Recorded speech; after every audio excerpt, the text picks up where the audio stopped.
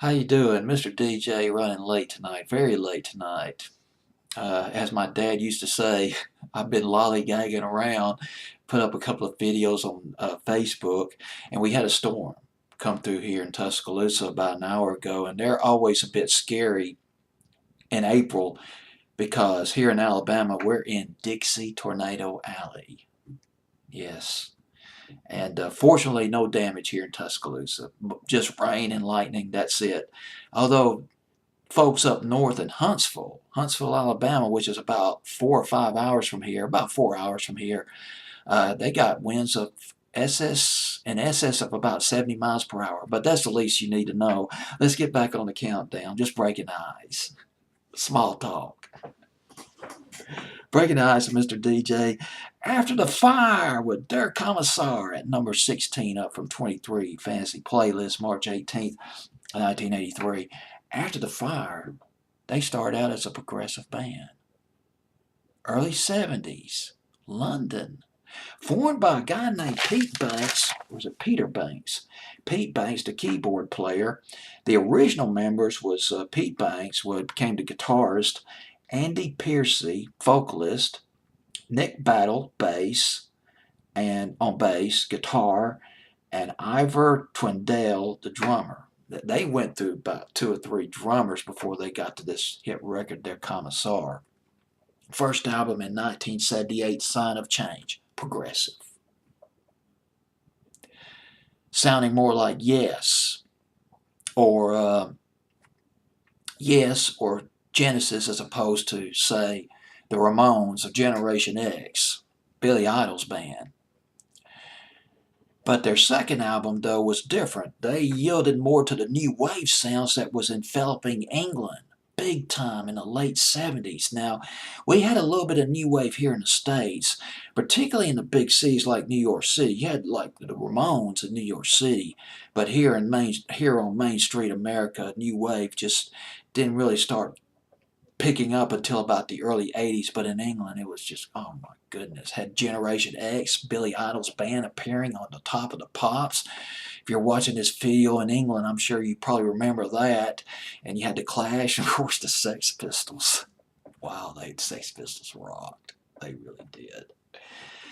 So this band, they got a record deal with CBS, but they went through some personnel changes. Piercy went on bass, and John Russell he joined as a guitar player, signed with CBS, and the album was Laser Love.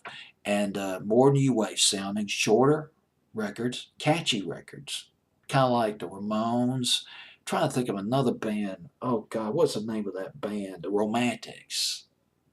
What I like about you, that record, or what I think about you, something like that. And they had one top 40 hit. They did hit the top 40 in England. One Rule for You. And it could have done better. But legend has it, they were slated to appear on Top of the Pops after the Fire. But there was a problem. They had a keyboard player.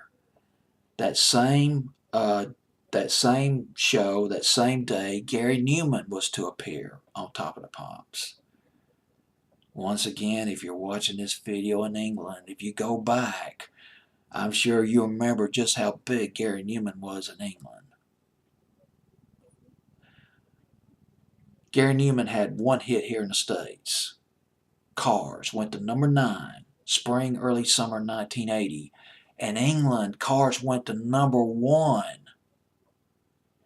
Fall of 79, and then he had some other hits in England like Our Friends Electric. Well, Gary Newman and his keyboards, you got After the Fire and his keyboards, same show, same date, and BBC said, no, wait a minute, too many keyboards. Somebody's going to have to be dropped. And, well, you know the rest of the story. Gary Newman stays on. He's really hot property back in the day. And After the Fire, relatively obscure band. But that's legend. Don't quote me on that. That I can't verify that. But I just ran across it. Thought it'd be a good story to tell. After the Fire released another album, 80F, in 1980, and then Batteries Not Included in 1982 was ignored by the British press, ignored by the British music press, ignored by, well, basically by the music industry, the radios in Britain.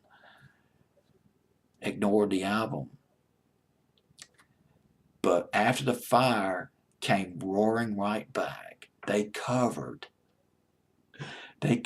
Falco's Their Kommissar.